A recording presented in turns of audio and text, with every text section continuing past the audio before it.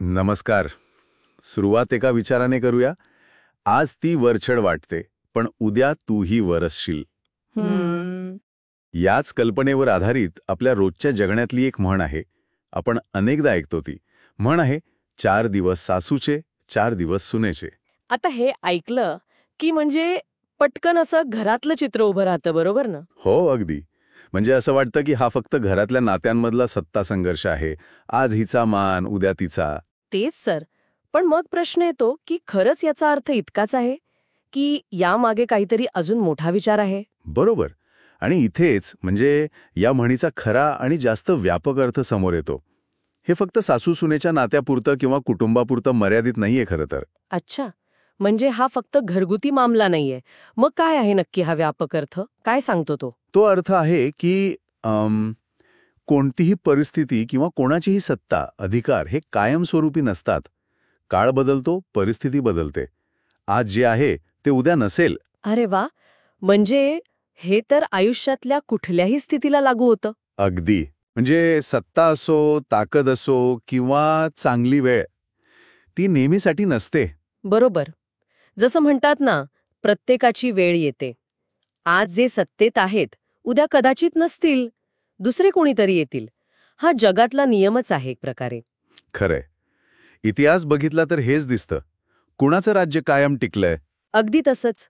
जगात कोणाचंही वर्चस्व किंवा राज्य कायम राहिलेलं नाही. आणि म्हणूनच यातून एक खूप महत्वाचा संदेश मिळतो आपल्याला.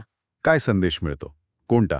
संदेश हा की माणसाने नेहमी नम्रतेने आणि समजुतीने वागावं. कारण आज आपली जी स्थिती आहे, जी सत्ता आपल्या हातात आहे, ती उद्या बदलू शकते. आज जे वर आहेत ते खाली येऊ शकतात आणि जे खाली आहेत ते वर जाऊ शकतात. हे चक्र आहे, ते फिरतच राहतं. म्हणजे यशाच्या किंवा सत्तेच्या धुंदीत वाहून जाऊ नये. अगदी उन्मत्त होऊ नये. इतरांशी सहानुभूतीने वागावं, हाच शहाणपणा आहे. म्हणजे थोडक्यात काय तर ही म्हण आपल्याला वेळेचं महत्त्व आणि सत्तेची अस्थिरता दाखवते, की काहीही कायम नाही. सगळं क्षणभंगूर आहे. त्यामुळे आज जरी दिवस आपले असले तरी पाय जमिनीवर हवेत. बरोबर.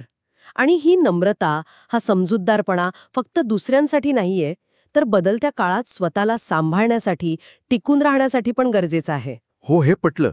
आणि जाता जाता एक विचार मनात येतोय. ठीक आहे, परिस्थिती बदलणार आहे म्हणून नम्र राहायचं हे कळलं.